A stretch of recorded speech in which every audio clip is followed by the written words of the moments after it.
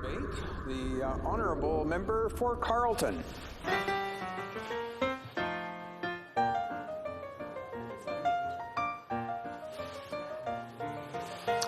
We're not getting any sound. I just wonder if the honourable member for Carleton can just check the mute button there. Victoria. Thank you, Mr. Speaker. Today we're talking about the Oil Tanker Moratorium Act, which protects a region in northern BC from the devastating impacts of a crude oil spill. The Oil Tanker Moratorium has overwhelming support from residents along the North Coast and represents decades of work from a coalition of First Nations, unions, environmentalists, and community leaders. In fact, for half a century, that's right, for the past 50 years, people have been fighting to protect this area from tankers. In 1971 and in 1972, the BC legislature and then the House of Commons passed unanimous motions opposing oil tanker traffic on the waters off our North Coast. And in the late 1970s, there was a federal commission of inquiry into oil tankers along BC's North Coast, and the commissioner stated, "Despite my familiarity with the history of determined opposition to tanker traffic, I have been surprised to find it so universal." But for anyone who knows the North Coast, it's not surprising that so many people are willing to fight to protect this area, especially from the risk of a catastrophic spill. I was born in Kispiox near the Skeena River, and while I left very early in life, my partner grew up in Prince Rupert, and we now go back to visit the North Coast for the holidays, though sadly just by Zoom this past Christmas. But anyone who has spent time in this region knows that it is something incredible. It is a unique and special place that deserves our protection. The Skeena River, the Great Bear Rainforest, the coast itself, these are areas that future generations are counting on us to protect. First Nations rely on the coastal ecosystems to harvest resources central to their cultural traditions. Thousands of workers are employed in tourism and fisheries, and their livelihoods would be threatened if there were a spill. So it's no surprise that the oil tanker moratorium is overwhelmingly supported by residents along the North Coast. It's not a surprise that the Coastal First Nations Alliance, the Union of BC Municipalities, the Union of BC Indian Chiefs, the United Fishermen and Allied Workers Union, and dozens of other community organizations and environmental groups in northern BC and across Canada have fought to protect this area. My colleague, the MP for Skeena-Bulkley Valley, also recently started a petition in opposition to this bill that would undermine protections, and it quickly garnered over 900 signatures. This month, he also hosted a town hall on the oil tanker moratorium where residents overwhelmingly spoke about the necessity of a ban on tankers. They expressed the need for even stronger protections than currently exist in the Act, and dismay at the fact that they once again have to fight against the threat to the place that they call home. But they also expressed their conviction and their determination to stand together. And I want to take just a moment to congratulate the new Minister of Transport on his appointment and to stress how vital it is that he and his government understand the perspectives of residents along the North Coast. The impact of a crude oil spill in the Great Bear Rainforest and some of the last remaining wild salmon fisheries in North America would be absolutely devastating. Experts describe a successful cleanup rate for a diluted bitumen spill on the North Coast as less than 7% recovery. And I want you to think about that for a second. A successful cleanup is 7%.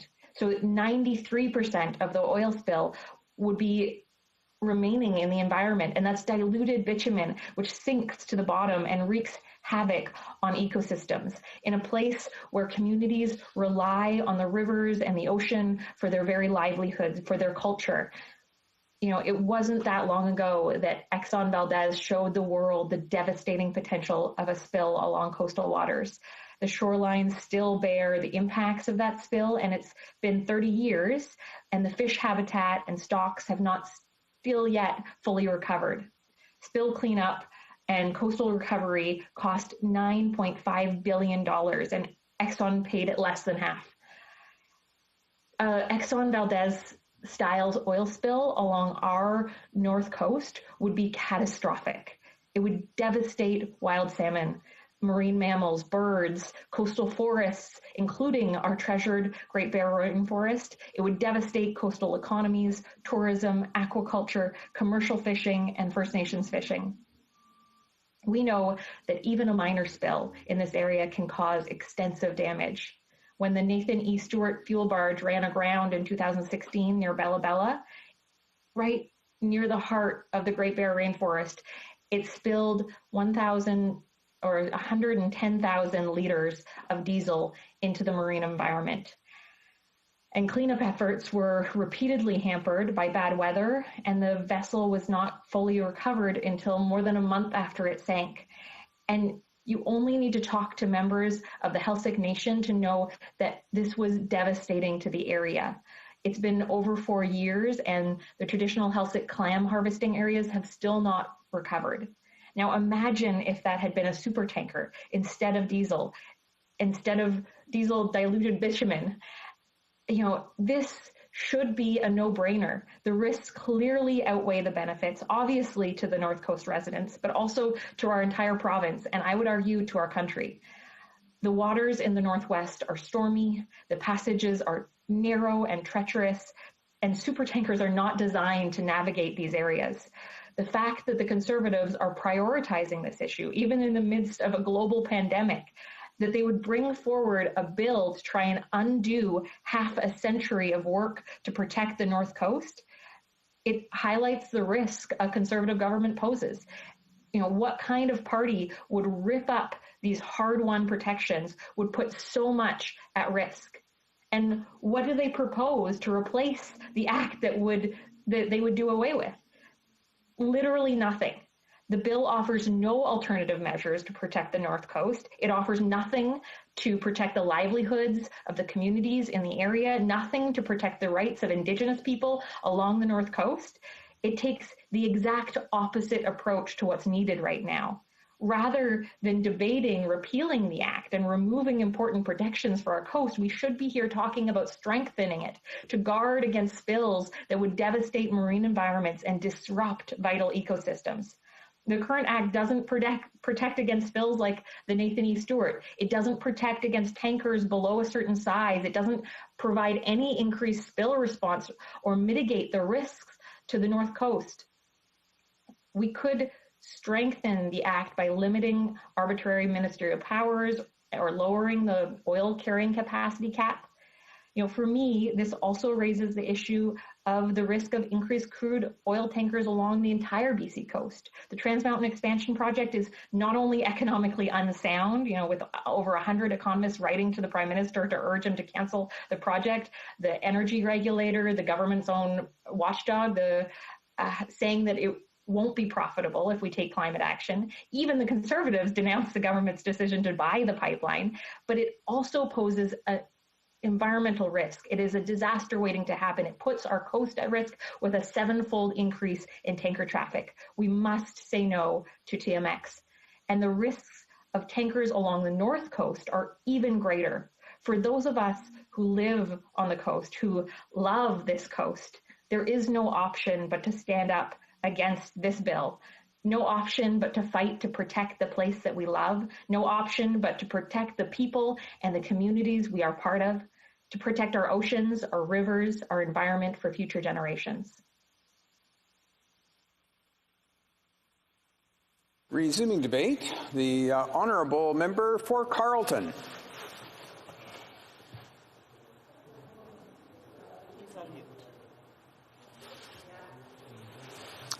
We're not getting any sound. I just wonder if the honourable member for Carleton can just check the mute button there.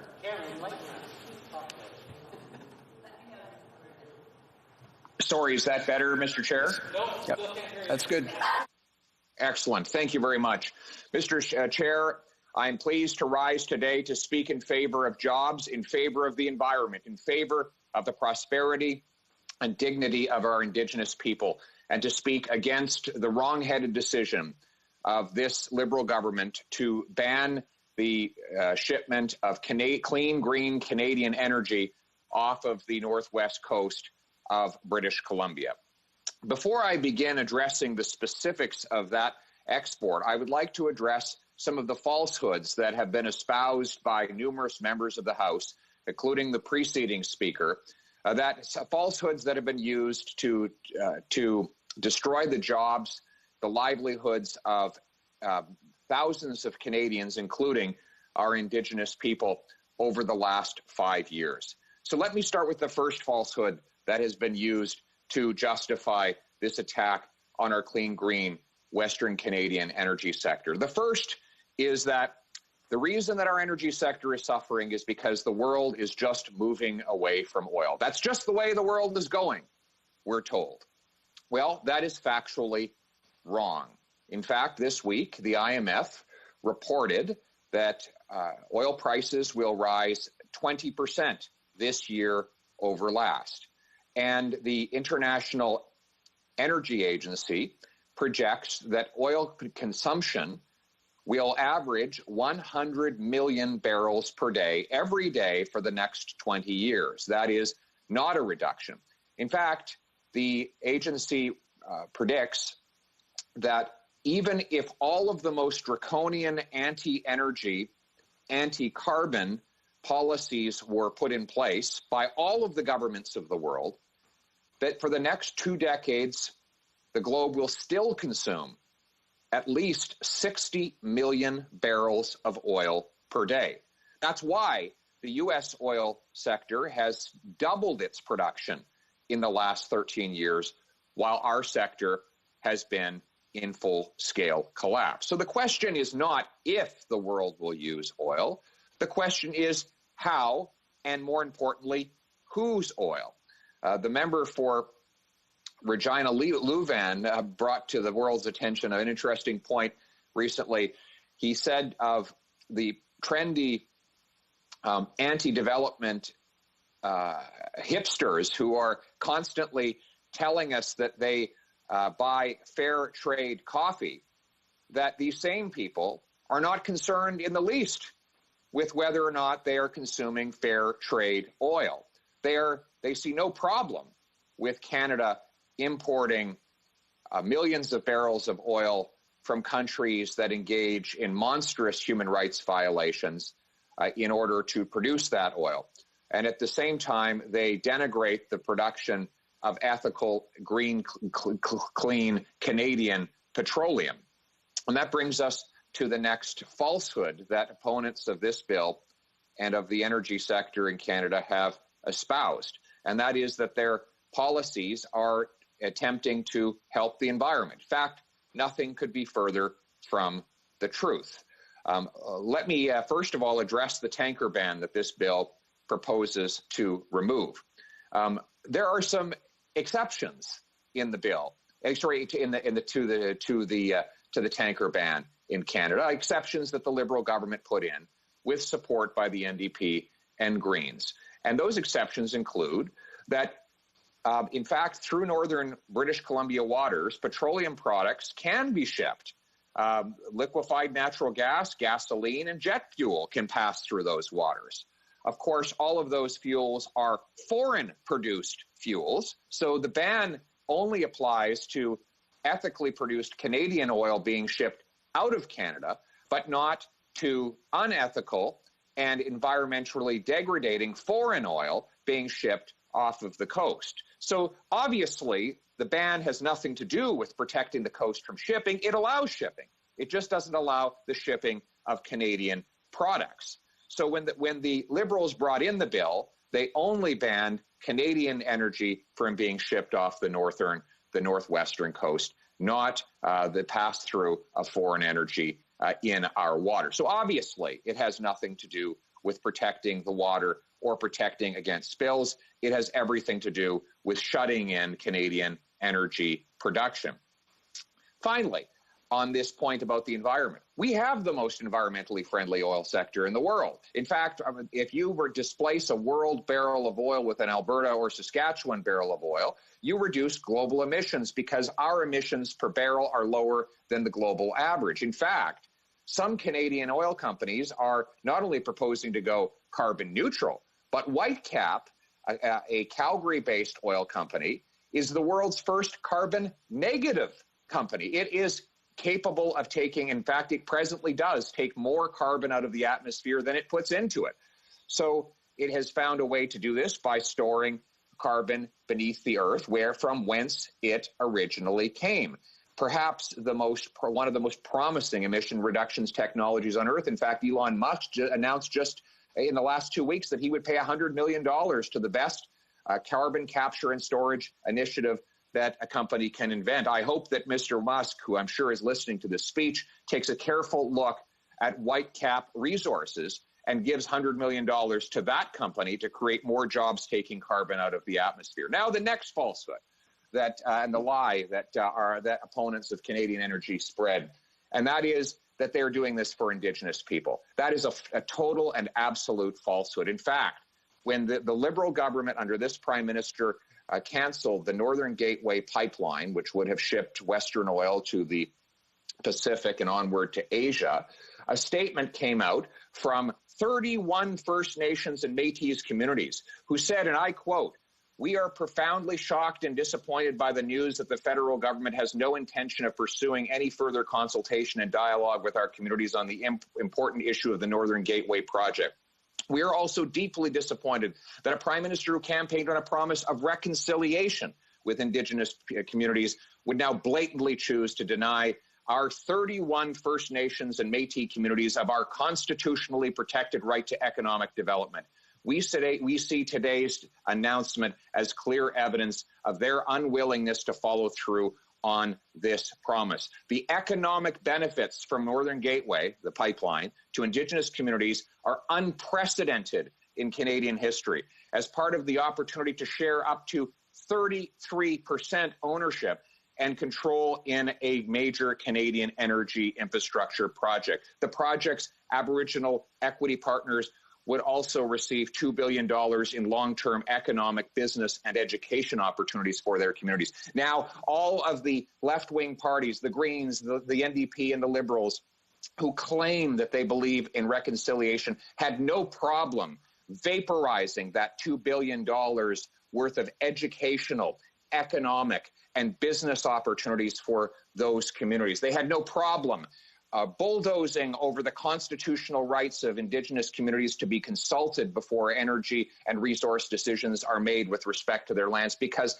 these parties actually don't care about reconciliation. They care only about using First Nations communities as an excuse, a false and dishonest excuse to block energy sector development and play to a far-left ideology that does nothing for this country. So it is another falsehood to claim that any of this is being done for the Indigenous people. Next, there's a claim that this sector only matters to Western Canada. Again, nothing could be further from the truth. In fact, Canada's number one export is oil. Number one, far greater than auto parts, which is a distant second, and far greater than any other export. And since the attack on our energy sector that began in 2015, Canada has had a trade deficit in every single year. That means we are buying more from the world and we are borrowing from the world to pay for it.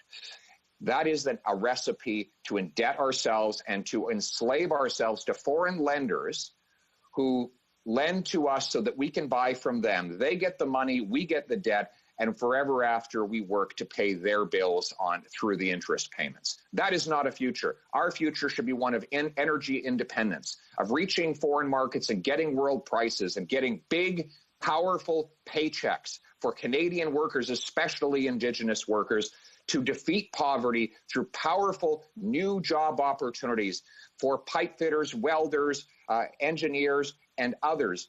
This is the way that we secure jobs, secure our economy, and secure our future. Thank you very much, Mr. Speaker. Before order, Mr. Chair. I see the honourable member, the honourable parliamentary secretary to the Minister of Heritage on a point of order. Thank you, Mr. Chair. And while I disagree with much of what my colleague has just said, I rise on a point of order because of a word that he used, not just to categorize the Indigenous position on this and many other subjects as somehow unanimous or collective. I disagree with that assertion entirely. But my point of order, Mr. Chair, is that he used the member from Carleton used a collective a possessive noun to describe Indigenous people with the word our. It's a paternalistic and antiquated way to refer to people. Okay, order. Unreservedly remove that order. from the record. Order. I thank the Honourable Parliamentary Secretary for intervening. In this case, I mean, normally on a as far as the standing orders goes, what we're looking for, if there's been something unparliamentary said in debate, then certainly that would be. So I was just waiting to see what word it was that he had heard that he felt was potentially not parliamentary.